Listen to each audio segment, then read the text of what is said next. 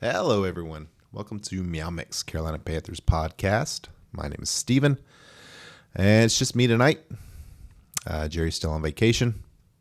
And why would you want to do this when you could be with your family having fun on vacation? Why would you want to talk about the Panthers? I don't blame Jerry at all.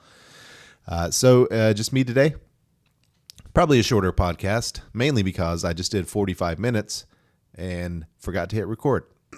So it was the greatest podcast in the history of podcasts, and no one will ever be able to hear it because I did not hit record. So that's a bit embarrassing, but yeah, I'm pretty mad. I'm pretty mad at myself, to be honest. But anyway, big news of the week here. Unfortunately, Derek Brown out for the season-ending IR. Torn meniscus. Probably an injury he could have returned from kind of at the tail end of this season, but why? You know, this is a 2, 3, 4, 5-win team at best, 5-win team. We're not going to be competing by week 14, 15, 16. No, just take the whole year and come back next year when hopefully this team is going to be competing for something more than the first pick of the draft. So yeah, I said he felt a little sore after the game, though Dave Canales didn't mention anything about it on the post-game press conference. Was not a name that he mentioned at all. So, but he said he felt sore after the game. Went to bed, woke up in the morning, still felt sore. So they went ahead and got the MRI, and second opinion also confirmed what they saw, torn meniscus, so out for the season. And that sucks. That sucks. Derek Brown, easily the best player on this defense. You know, you got J.C. Horn, who is second best, I would say, with the ability to be the best, but you know, never stays healthy, and honestly didn't really look that great in week 1. So he's obviously knocking the rust off as well. But yeah, the best player on the team, you know, Derek Brown out for the season. So no good there. But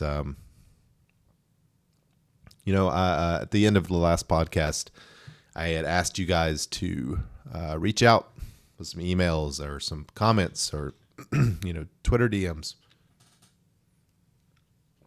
whatever the case may be. Sorry, I got this allergy thing. I feel like I got a Brillo pad in my throat.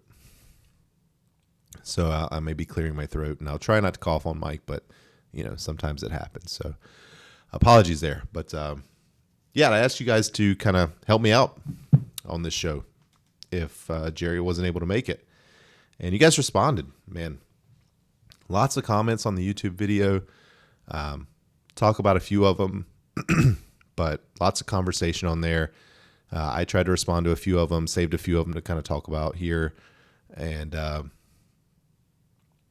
you guys really, you came through. So we'll kind of start this preview by reading one of these emails that we got.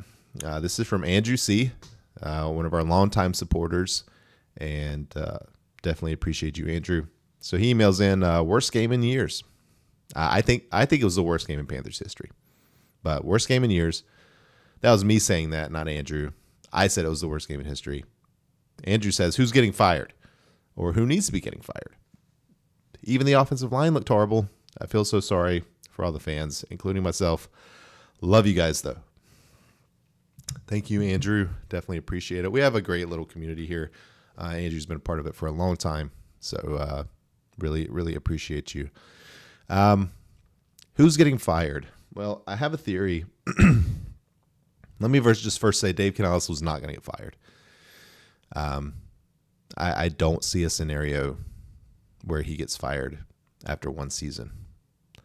I don't think Tepper will do that again. So at least not anytime soon. So I don't think Canales is going to get fired, and I don't think Canales will fire anyone on his offensive staff. I think Idzik, the coordinator, is like his best friend. So I think Isaac will be here as long as Canales is here. That being said, I think that the scapegoat, if and when someone does get fired, will end up being Evero. I don't agree with it. I don't think that they should fire Evero. Excuse me, I did it. I coughed into the mic. Sorry. I think Evero is a good coach. I know that some of you guys disagree, and that's fine. I can kind of see the argument, but I do think Evero is a good coach. I think he's been dealing with a lack of talent here since he got here. And I think last year he showed that he could at least keep us in games with that defense. Again, even with the lack of talent, this year there's even more of a lack of talent. And now you've got the Derek Brown injury. You've got the eventual J.C. Horn injury. It will come at some point. So, you're looking at way less talent, at times this year than you had last year. So I think that the defense will struggle this year. We certainly saw it in week 1, although I wouldn't put all of that on the defense because I think Bryce and the offense put that defense in terrible position time and time again, either with turnovers or just with not moving the ball. And then we saw a blocked punt, so we had some special teams issues. I thought the defense outside of that throw on the first drive put up a pretty good fight. So the defense, I'm going to kind of still in wait and see mode, we'll say, on the defense. But I do think that it will be bad enough that, and I think Evero, he got passed over as the head coach. He was retained, but I think he was denied. He denied an interview with another team for their defensive coordinator? I feel like that happened. So I think there could be some bad blood there. I think at some point it's gonna happen. So I think Evero will end up being the sacrificial lamb whenever someone does get fired. Again, I don't agree with it. I think he is a good coach. I don't think anyone should get fired. Unless this season unless something obviously is wrong, right? Other than lack of talent and injuries. If they're giving up 50 points a game, regardless of how the offense looks, sure, that's a whole different story. But that's not going to happen. So, if I had to guess, I'm going Evero. The comments on the YouTube video were a lot. I'm not going to read them all here, but definitely had a few people, not only in the comments, but some emails and a couple of Twitter DMs of everyone just kind of giving real positive feelings about the podcast and just saying some really nice things. So thank you guys for that. I mean, that's why I'm here, right? I'm here because the community that we have around this podcast is awesome and kind and, respectful for the most part, just likes Panthers football and doesn't want to deal with all the trauma that that you have in some of these other communities that surround the Panthers. Some of that stuff is ridiculous, but some of you know exactly what I'm talking about. But I definitely appreciate you guys. Jay, Jason, Jimmy Jam. A few others that I'm not trying to leave you guys out, but you're in my spot. I think a few others that are just kind of further down the comment from what I can see, but definitely got a lot of people just saying really nice things about the podcast. So thank you guys. I really, really appreciate it. A few guys saying that they were at the Delone playoff game or that they remembered that Delone playoff game that I referenced in the last episode as maybe being the worst Panthers games of all time. Yeah, that one was rough. A lot of talk about David Tepper and how this franchise is just so much worse off with him. And of course, you guys know that Jerry and I both agree with you on that.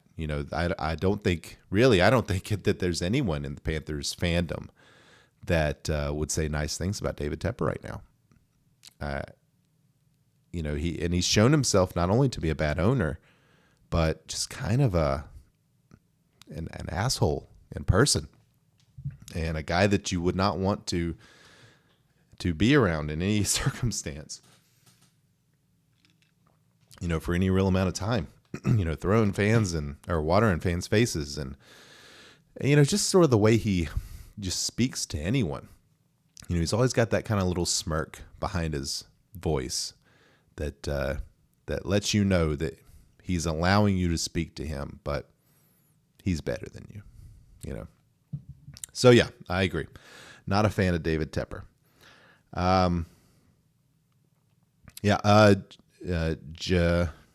Jay Vanek.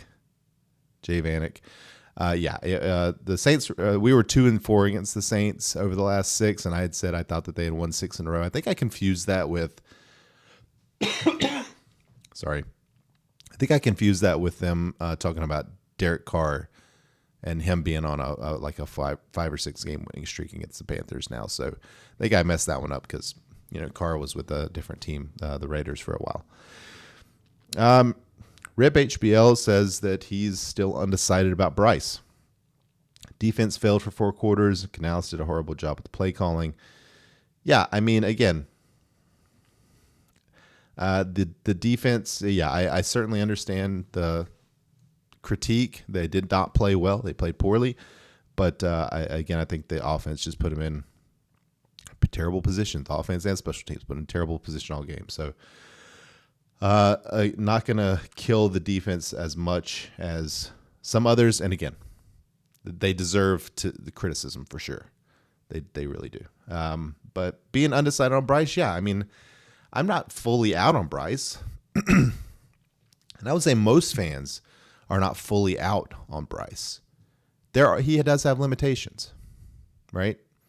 I put a photo out on Twitter a little while ago just showing a wide open Adam Thielen at the goal line, Chuba running out in the flat, open, Bryce kind of looking right in that direction, but unable to see over Taylor Moton, his blocker.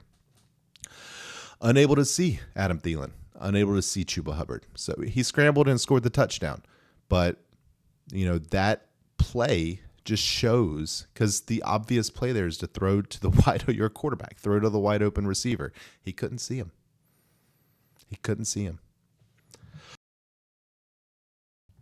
You also see the photos circulating of Bryce kind of up on his tippy toes, throwing. He threw a couple of jump passes in this game because he couldn't get over the defender coming at him. This is just something that the Panthers are going to have to figure out with Bryce. They got to figure out how to play around his limitation. He is short. He is 5'10". He's not big. He's not overly fast. He's quick. He can make some people miss, but I wouldn't put him in the same class as a runner of like a Kyler Murray, who is the same height as Bryce, but is much bigger and much stronger and much faster. Drew Brees even was bigger. I wouldn't say he was a better athlete. He wasn't really a running quarterback, but accuracy-wise, processing-wise, I would put him above what Bryce is right now. But again, he was bigger. He was thicker, stronger than Bryce. Bryce is slight. Bryce is small. And that is just a limitation that Bryce has. And the Panthers are going to have to figure out ways to get him clear field vision quickly. Which kind of goes back to, talking about the Panthers needing to run the ball more. When we get to the preview, we'll talk about that. I did a whole long thing on it in my previously unrecorded podcast that I just did. So I'll try to remember as much of that as I can. But yeah, I mean, Bryce, Bryce has got a lot to overcome at this point. I don't know that he's going to have time to get there, at least with the Panthers. And, it's tough. But Squeaky Cheeks can't watch another season like last year. It's just depressing at this point. Also says he believes Bryce has more interceptions than touchdowns at this point for his career. I think that did it, yeah. I think that puts him up. I think it's like 12 to 11 at this point. So, yeah, he's not had a good year to start out with. Stratted talks about Anthony Richardson and Stroud looking so good. That's who you're always going to be compared to if you're Bryce Young. Especially if you're a Panthers fan, because those are the guys that, you had Stroud, who by most metrics was the guy, but you had the whole processing test thing that he did come out, the scores that leaked that were maybe not even correct, it seems.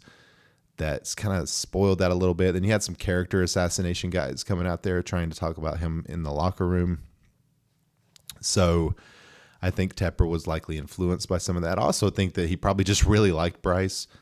Bryce is a very likable guy and smart guy. It does seem, just, he's not really showing it on the field right now. But, Bryce is always going to be compared to C.J. Stroud and Anthony Richardson, who reminds a lot of people of Cam Newton with physique and, of course, running ability. I think he's faster than Cam. Huge arm, kind of raw talent. So that could have been Cam 2.0 here, or that's what we would have hoped for, right? Had it been Richardson, but that was never really going to happen with the number one pick, but just those guys playing well and Bryce looking terrible. It's just always going to be, the comparison's always going to be there. Must be a hard time to make content for this team. New season, same crappy team. Sure rocket. Yeah, it's it's like I said, it's tough to be positive. So, but yeah, just tons of comments here. I definitely appreciate it. Again, I'm not going to read them all, but I responded to quite a few of them on YouTube as well. We try to do that and just engage with you guys. So thank you so much. Let's talk a little bit about this game. I'm not going to spend, an hour here going over this, but, Panthers, the key to this game for me is going to be the Panthers running the ball. They're going to have to run the ball.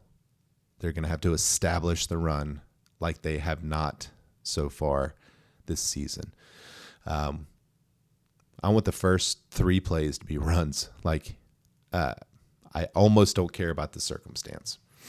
Just 3 different types of runs is fine, but let Bryce get out there, calm the nerves, have some positive plays, then, start him out with a quick out or a screen pass or something with a low level of risk and a, high potential reward, but likely, 5 to 8 yards, Let's go back to basics with Bryce, I think.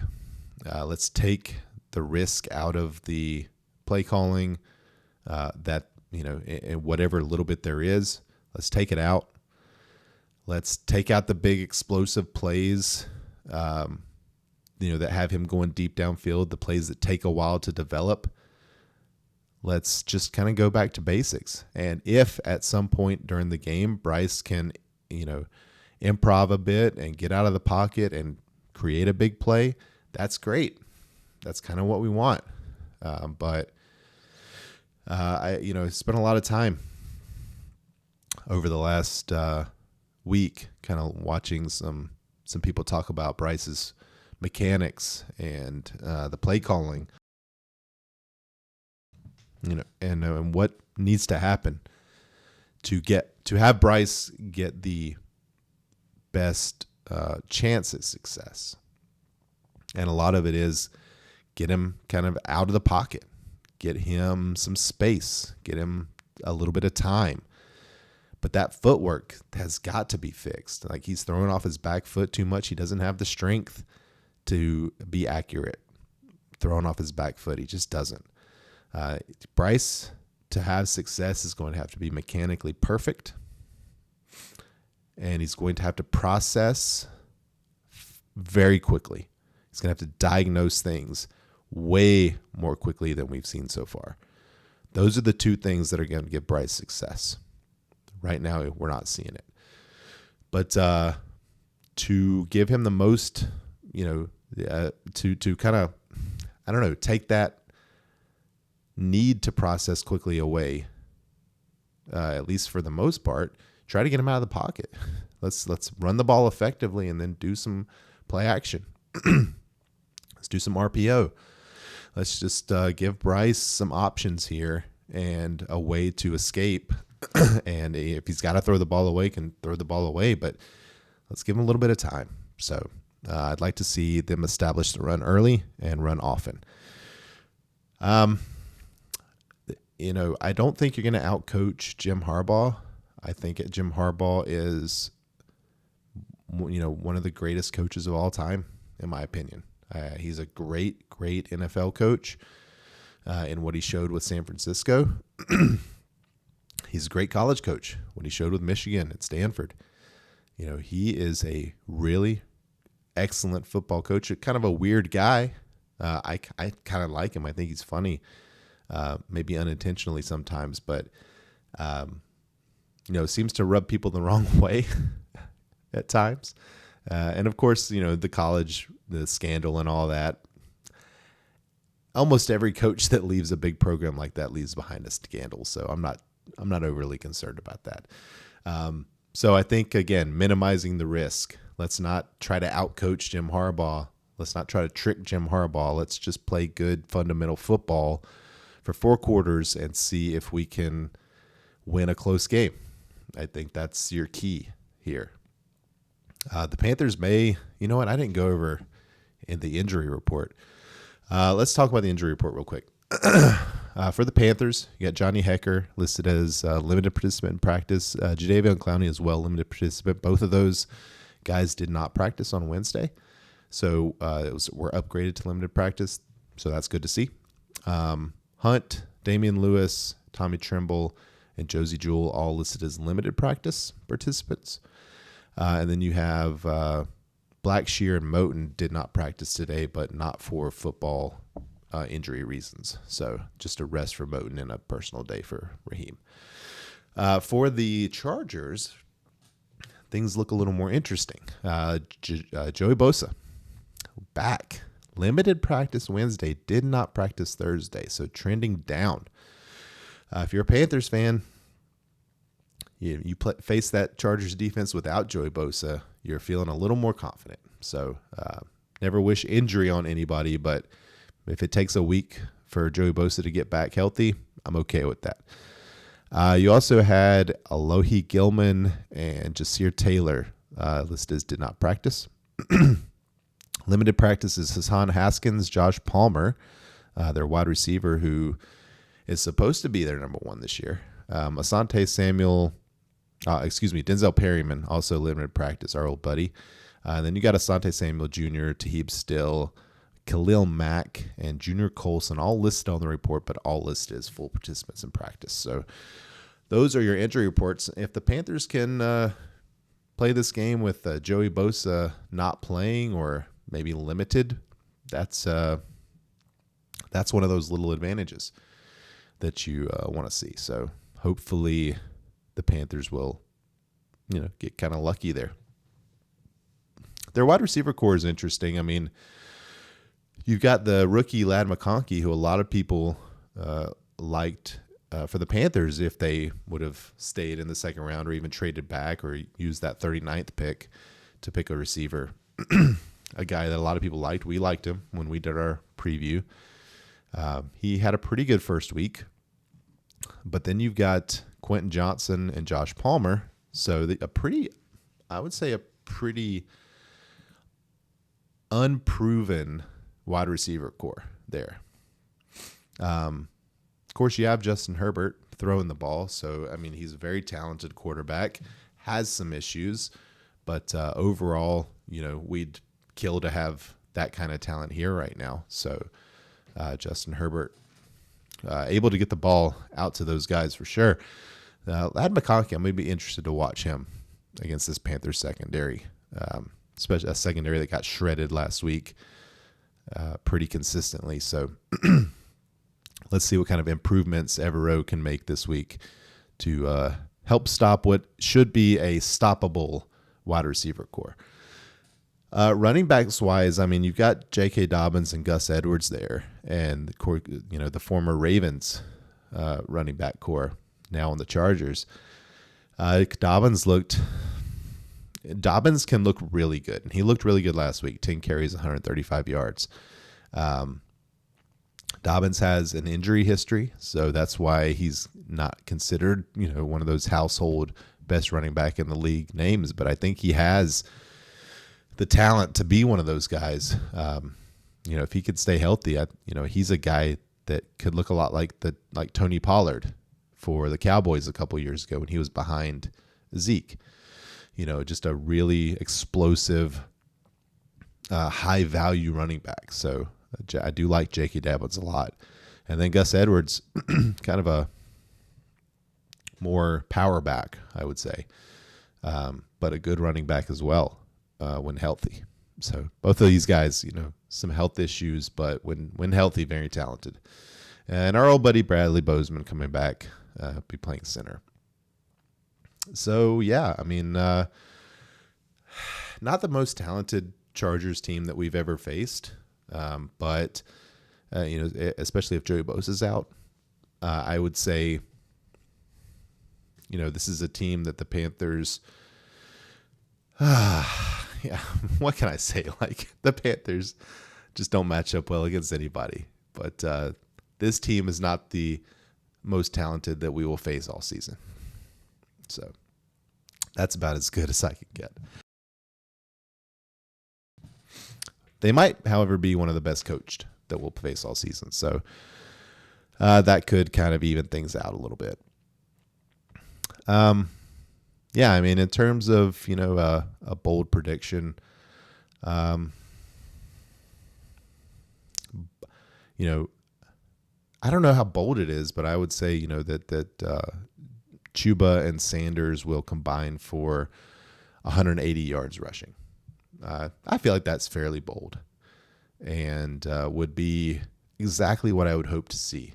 180 yards rushing from those two guys, another 40, scattered out between Bryce and, Blackshear, maybe a reverse to one of the wide receivers at one point.